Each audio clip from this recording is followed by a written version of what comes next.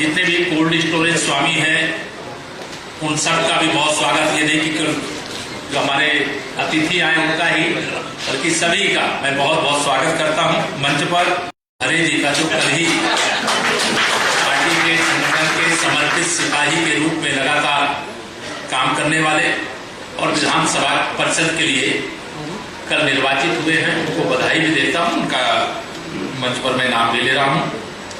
और हमारे सभी जो माननीय विधायक मंच पर हैं, आदरणीय श्री संगठन का लंबे समय तक कार्य देखने वाले विधायक आदरणीय पुरुषोत्तम जी, श्री भगवान सिंह कुशवाहा जी, श्रीमान धर्मपाल सिंह जी, जो छावनी के यहाँ के विधायक हैं, जो मेरे साथ पिछली बार मंत्री भी थे,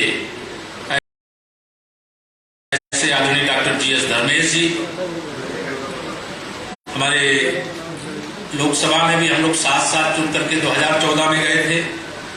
वरिष्ठ नेता श्री बाबूलाल जी, हमारे वरिष्ठ विधायकों में से भी यही श्री छोटेलाल जी, और मंच पर जो भी अन्य महानुभाव और सामने बैठे हुए हमारे सभी पत्रकार मित्र और सभी सिद्धग्रह स्वामी। देखिए, जब आज के कार्यक्रम को लेकर के मेरे सामने इसलिए एक समस्या थी कि मैं उपस्थित हो पाऊंगा कि नहीं हो पाऊंगा, क्योंकि अभी सरकार की शपथ हुए 25 तारीख को शपथ हुई है और आज आप जानते हैं 13 तारीख है, तो अभी समय देता नहीं हुआ। और कल तक आचार संहिता उत्तर प्रदेश में लगी हुई थी। बहुत सारे काम जो गतिमान होने चाहिए, तेजी से आगे बढ़ने चाहिए, वो बढ़ाने की प्रक्रिया बीच में निश्चित तौर से रुकी रही। तो आज से एक तरह से सरकार अब अपनी पूरी क्षमता के साथ एक बार फिर से उत्तर प्रदेश की जनता की सेवा में समर्पित भाव से जुड़ गई है। इसे आज ही पहला दिन है और प्रेजेंटेशन की भी प्रक्रिया है। पहले 100 दिन में हम लोग क्या करेंगे, 6 महीने में क्या करेंगे, 1 वर्ष में क्या करेंगे, और ये क्रम चलना है। इसलिए आज के कार्यक्रम में उपस्थित होने में थोड़ी असुविधा हो रही थी, लेकिन मेरे मित्र हैं, साथी हैं, श्री विशाल मोहन जी यहाँ आए हैं, शायद मैंने पूछा है, तो उन्होंने भी चर्चा की। और मैंने यहाँ आगरा के सभी संगठन के लोगों से, जनप्रतिनिधियों से भी चर्चा की कि मैं आऊंगा, लेकिन थोड़ा जब आता हूँ थोड़ा कार्यकर्ताओं का बहुत पक्षधर रहता हूँ, तो ज्यादा समय देने की इच्छा रहती है। लेकिन आज जल्दी पहला ही दूसरी बार सरकार बनने के बाद आगमन और जल्दी जाना पड़ेगा, तो इसलिए मैं लंबी बातें तो नहीं करूंगा। लेकिन यह सच है कि आज उत्तर प्रदेश की दृष्टि से कहें चाहे देश की दृष्टि से कहें, देश के माननीय प्रधानमंत्री श्री नरेंद्र मोदी जी के नेतृत्व 2014 में जब आप सबके समर्थन और आशीर्वाद के बल केंद्र में हमारी सरकार बनी, तो भारत सभी क्षेत्रों में नंबर 1 का स्थान प्राप्त कर सकता है। यह विश्वास लेकर के सरकार का काम माननीय प्रधानमंत्री श्री नरेंद्र मोदी जी के नेतृत्व में शुरू। और आज जब दूसरी पारी 2019 में माननीय प्रधानमंत्री जी के नेतृत्व में, और जब दूसरी पारी उत्तर प्रदेश में आदरणीय योगी आदित्यनाथ जी के नेतृत्व में शुरू हुई है, तो यह विश्वास मैं समझता हूं मेरा ही नहीं, पार्टी के कार्यकर्ताओं का ही नहीं, देश और प्रदेशवासियों का भी दृढ़ हो गया है कि हम हर क्षेत्र में नंबर 1 का स्थान अर्जित कर सकते हैं। और उसमें सबसे महत्वपूर्ण यह कृषि से जुड़े हुए, हमारे कृषकों से जुड़ा हुआ विषय। हमारे किसान बहुत परिश्रम करते हैं, लेकिन उनके परिश्रम का महत्व तब होता है जब जितना पसीना बहावे, उनके पसीना बहाने की जो कीमत है, उनको पसीना बहाने के बल पर उनको प्राप्त हो। अभी मैं बहुत सारे डेटा देख रहा हूं। आप सब कोल्ड स्टोरेज स्वामी, कोल्ड चेन को चलाने वाले, लेकिन जब तक लगभग 1 लाख करोड़ रुपए अभी भी कृषि उपज ऐसी है जो खेत में तैयार तो कर देता है मेरा किसान, लेकिन उसकी विधिवत प्रोसेसिंग नहीं होने के कारण से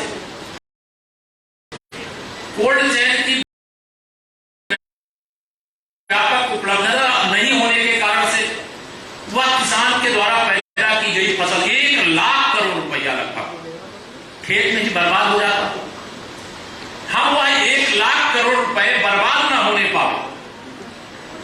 कैसे वह 1 लाख करोड़ रुपए जो खेत में बर्बाद हो रहा है वह हम कोल्ड चेन के माध्यम से, कोल्ड स्टोरेज के माध्यम से एक सप्लाई चेन बना करके तैयार करें, जिससे वह 1 लाख करोड़ रुपए जब किसान के जेब में जाएगा तो केवल किसान की जेब में वह पैसा नहीं जाएगा, हमारी अर्थव्यवस्था प्रदेश की भी, देश की भी और मजबूत होगी। क्योंकि हम बर्बादी, हमारे यहाँ बहुत चीजों की बर्बादी, उस पर मैं आज नहीं चर्चा करूंगा, लेकिन उस बर्बादी से हमें बचा करके बहुत आगे निकलने की आवश्यकता है और आगे हम लोग निकल सकते हैं। यह पूरा विश्वास मैं समझता हूं आप सबको भी होगा और मुझे तो है ही। मैं मानता हूं कि पूरी दुनिया में भारत को नंबर 1 बनने से सारे दुनिया, पूरी विश्व की ताकतें एक तरफ खड़ी हो जाए तब भी भारत नंबर 1 का स्थान अर्जित करेगा, इसको लेकर कोई संशय नहीं। जो कोल्ड चेन की बात मैं अभी देख रहा था, मैं अगर उत्तर प्रदेश की दृष्टि से बात करूं तो उत्तर प्रदेश की दृष्टि से हम निश्चित तौर से ये कह सकते हैं कि आज जो हमारे कोल्ड स्टोरेज की क्षमता है, मेरे पास जो सूचना है वह लगभग 13.6 मिलियन मैट्रिक टन की है। इसके आधार पर मैं उत्तर प्रदेश को कह सकता हूं कि ये नंबर 1 पर है, लेकिन अभी हम और इस नंबर को बढ़ा सकते हैं। मेरे पास जो डेटा है उसमें पश्चिम बंगाल दूसरे नंबर पर है, गुजरात तीसरे नंबर पर है, पंजाब चौथे नंबर पर है, लेकिन हमारी भारत की अभूतपूर्व ताकत है और हर प्रकार की जैसी भी हमें जरूरत है उस प्रकार की हमारे पास सुविधाएं भी उपलब्ध है। मैं आप सब लोगों से आज के दिन, अभी जो यहां पर चर्चा की गई, मुझे ज्ञापन भी यह 6 सूत्री यहां पर दिया गया है और मैं आपको विश्वास दिलाता हूं, मैंने पहले ही सोचा था हम प्रदेश के अंदर सिंगल विंडो सिस्टम शुरू करेंगे और उसके आधार पर जो विशेष तौर से आप सबको, जो उद्यमी है हमारे, उनको कोई असुविधा होती तो वह असुविधा दूर करें। और यह कहने में हमें कोई संकोच नहीं, उत्तर प्रदेश आज देश का पहला ऐसा राज्य बनकर के तैयार हुआ है कि जहां कोई भी, भारत का ही नहीं दुनिया का कोई भी उद्योगपति निवेश करने से घबराता नहीं है। कोई घबराता है क्या?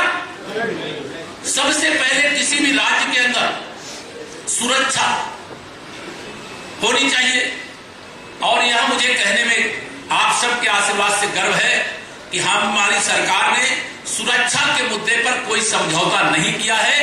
अपराधी चाहे कितना भी बड़ा हो, उस अपराधी को अपराधी की जैसा मान करके उसके साथ व्यवहार किया गया, उसके खिलाफ कार्रवाई की गई और कठोर कार्रवाई की गई। पहले तो सुरक्षा, जिसकी गारंटी उत्तर प्रदेश में। दूसरा, विकास। हम विकास कब कर पाएंगे? जब हमारे विकास के लिए हमारे पास संसाधन उपलब्ध होंगे। संसाधन की कोई कमी नहीं। हमें हर क्षेत्र में आगे बढ़ने की आज आवश्यकता है और हर क्षेत्र में हम आगे बढ़ सकते हैं। तो विकास की दृष्टि से बहुत बड़े पैमाने पर जो इंफ्रा का डेवलपमेंट यहाँ उत्तर प्रदेश के अंदर आप देख रहे हैं, किसी भी क्षेत्र में नजर दौड़ाएंगे तो हम हर क्षेत्र में आत्मनिर्भर भारत का जो संकल्प देश के माननीय प्रधानमंत्री जी ने कोरोना के महामारी के महासंकट के समय पैकेज के आधार पर उन्होंने देश के सामने एक यह लक्ष्य रखा था। आज हम कितने क्षेत्रों में हम आत्मनिर्भर बने हैं उसकी चर्चा भी मैं इस समय नहीं करूंगा, क्योंकि विषय अंतर नहीं करना चाहता। लेकिन हम हर क्षेत्र में आगे बढ़ रहे हैं, हम हर क्षेत्र में आगे बढ़ सकते हैं। हमारी क्षमता है। मैं अहंकार बस नहीं, पूरे विश्वास से कह सकता कि पीछे जो हमारा 5 साल माननीय प्रधानमंत्री जी के नेतृत्व में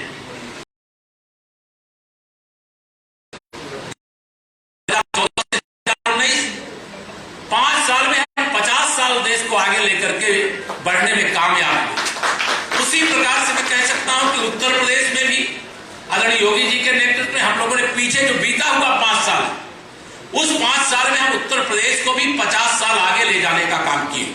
लेकिन हम 5 साल में अगर 50 साल गए तो अगले 5 साल में ही 50 साल आगे जाएंगे नहीं, हम आने वाले 5 साल में अब 100 साल आगे, मतलब जो अपने से ही प्रतियोगिता करनी और वह प्रतियोगिता करते हुए आगे बढ़ना है।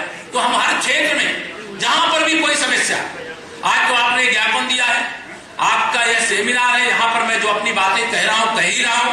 कभी आप सबके मन में हो, आप फेडरेशन के सभी जो यहाँ पे राष्ट्रीय स्तर के दायित्व वाले लोग हैं, प्रदेश के दायित्व वाले लोग हैं, एक प्रतिनिधि मंडल लेकर के आप समय लेकर के आइए लखनऊ में।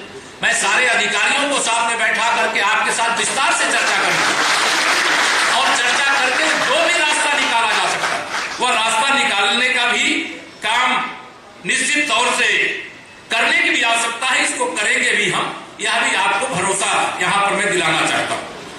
तीसरी बात मैं आप सबके सामने यह जरूर कहूंगा कि जब से उत्तर प्रदेश भारतीय जनता पार्टी सरकार बनी है, मैं भी इसी उत्तर प्रदेश का निवासी हूं, एक किसान का बेटा हूं, किसान की समस्या में जानता हूं। तमाम सब आप सब कोल्ड स्टोरेज चैन के लोग हो, चाहे अलग अलग क्षेत्र के, मेरे बहुत सारे संगठन की सेवा करते करते बहुत मित्र हैं, बहुत परिचित हैं, बहुत लोगों के बारे में जानता हूं। आप 2017 के पहले का उत्तर प्रदेश स्मरण करिए, अपहरण जैसे उद्योग बन गया था, कोल्ड स्टोरेज उद्योग नहीं था, इंडस्ट्री उद्योग नहीं थी, उस समय अपहरण कर लो, यह उद्योग उस समय चलता था। विकास योजनाओं का पैसा लूट करके खा जाओ, यह लक्ष्य रहता था। जितने अपराधी माफिया गुंडे थे उनका ही शासन, उनकी ही जो वो चाहे वही होता था, उसके अलावा कुछ नहीं होता था। और मुझे कहने में कोई गुरेज नहीं है कि भारतीय जनता पार्टी की आदरणीय योगी जी के नेतृत्व में सरकार आने से पहले उत्तर प्रदेश में गुंडा टैक्स तो ऐसे लिया जाता था जैसे कोई इनकम टैक्स ले रहा। जहां पर भी छोटी सी भी इंडस्ट्री लगी है, व्यापारी बोल नहीं पाता था। आज आप बताइए, जब से उत्तर प्रदेश में भारतीय जनता पार्टी सरकार बनी है, आप अपने आप को, तो यूपी के लोग बाकी देश में भी तो खुशहाली है ही जहां हमारी पार्टी की सरकारें हैं। मैं जानता हूं, यहां मैं अभी जैसे ही आया बहुत सारे लोग ऐसे मिले जो हमारे पार्टी से भी सब जुड़े हुए, लेकिन पार्टी के नाते तो हम जब राजनीति के मंच पर जाते हैं, विचारधारा के आधार पर जाते हैं, विकास के बल पर जाते हैं, जनता के बीच में आशीर्वाद मांगने के लिए, उसका प्रमाण यह है कि हम 2014 और 2019 देश के चुनाव जीते और 2017 और 2022 प्रदेश के चुनाव जीते। और मैं पूरे विश्वास से कह सकता हूं, हम 2024 में भी उत्तर प्रदेश से 75+ के साथ माननीय नरेंद्र मोदी जी के नेतृत्व में देश के विकास के लिए, आने वाली पीढ़ियों के उज्जवल भविष्य के लिए, देश की सीमाओं की रक्षा करने के लिए, भारत को हर क्षेत्र में आत्मनिर्भर बनाने के लिए हम फिर आगे बढ़ेंगे, फिर वह लक्ष्य अर्जित करेंगे, ऐसा मेरा विश्वास है। अब मुझे लगता है कि मेरे विश्वास से आप भी सहमत होंगे, क्योंकि जिस प्रकार का नेतृत्व मिला है, मैं एक अपने उद्बोधन में कभी कभी कह देता हूं कि विश्वास करो तुम मोदी पर, यह नवयुग का निर्माता, ऐसा नेता इस धरती पर एक बार ही आता है। यह भाषण में मैं कह दिया करता हूं। और आज हमें ऐसा शक्तिशाली, ऐसा लोकप्रिय, ऐसा गरीब कल्याण के लिए, ऐसा रोजगार के व्यापक अवसर पैदा करने की सोच वाले, ऐसा नेतृत्व हमें मिला, उनका मार्गदर्शन हमको मिल रहा है और उनके मार्गदर्शन में हम प्रदेश को आगे लेकर के जाने का काम कर रहे हैं। मैं आप सब लोगों से एक बात विशेष तौर से, देखिए, जैसे आपके लिए भी और मेरे किसानों के लिए भी कई ऐसे, मैं नहीं जानता हूं आप में से मैं अगर पूछूं कि ऐसे कितने लोग हैं जिन्होंने कोल्ड चैन बनाने के लिए, चाहे कोल्ड स्टोरेज बनाने के लिए सब्सिडी प्राप्त किया। ऐसे कोई है क्या यहाँ पर जो प्राप्त किए? जरा हाथ उठा कर बता दें। कम लोग हैं। और जो अपना निजी, जिन्होंने विदाउट सब्सिडी अपनी पूरी कोल्ड स्टोरेज से लेकर के कोल्ड चैन तक निर्माण किया, ऐसे भी कुछ लोग हैं क्या? ऐसे भी कुछ लोग हैं। ये मैं दोनों ग्रुप के लोगों को मैं फेडरेशन के माध्यम से निवेदन करूंगा कि कभी आपको समय मिलेगा, आप समय तय करके आप सब लखनऊ आइए, आपके साथ बात करना चाहते हैं। सब्सिडी के आधार पर, बिना सब्सिडी के आधार हम जिस काम को लेकर के आगे बढ़ रहे हैं, यह सच है। जब तक हम ग्राम सभा स्तर पर चाहे छोटी व्यवस्था हमारी खड़ी हो जाएगी, तो छोटी ही व्यवस्था खड़ी करके जब तक किसान की उपज, एक एक फल सब्जी की हम रक्षा नहीं करते, तब तक क्यों हम कभी भी किसान को की आमदनी को दुगना तिगुना नहीं कर सकते। केवल आलू बहुत बड़ा उत्पादन का क्षेत्र है और आलू की हर जगह जरूरत भी होती है, लेकिन केवल आलू के भंडारण मात्र से समस्याओं का समाधान नहीं होता। ये एक तरह से समुद्र की तरह यह क्षेत्र है, जहां तक आप बढ़ना चाहो वहां तक बढ़ सकते हो। सरकार आपके साथ कालीन बिछा करके बैठी हुई है, खड़ी आपकी मदद करने के लिए तैयार है। कहीं आपको कोई असुविधा होगी तो उसके लिए कहीं कोई कमी हम सरकार के माध्यम से नहीं आने वाली। एक मैं बात और आप सब लोगों से कहूंगा, कहीं मैं नहीं जानता हूं, आप इसमें केवल सवाल पूछ ले रहा हूं अपनी जानकारी के लिए। जैसे WDRA में रजिस्ट्रेशन इतने जो हमारे कोल्ड स्टोरेज स्वामी है, इसमें कुछ लोगों ने कराया हुआ है क्या? नहीं, प्रावधान है लेकिन मिलता नहीं है। नहीं, पंजीयन कराया है क्या? प्रावधान है, मिलता नहीं है। नहीं, कहीं कोई समस्या है? अच्छा किसने, एक मिनट में, प्रावधान है नहीं मिलता, उसकी डिटेल मुझे दीजिएगा, मैं स्वयं बात करूंगा, हर सरकार में भी बात करूंगा, क्योंकि ये डबल इंजन की सरकार है। लेकिन हम क्या कराने का प्रयास किए क्या? अगर नहीं किया, अगर हम ये पंजीयन WDRA का पंजीयन करा लेते हैं तो आप जानते हैं कि आपको भी फायदा है और किसान को भी फायदा। 5 साल के लिए लाए थे, फिर हम जो खाद्य प्रसंस्करण नीति 2022 लेकर के आने वाले हैं उसको और सुविधाजनक बनाने जा रहे हैं, और जो और सुविधाजनक बनेगी तो इस क्षेत्र में और अधिक लोग प्रवेश करेंगे।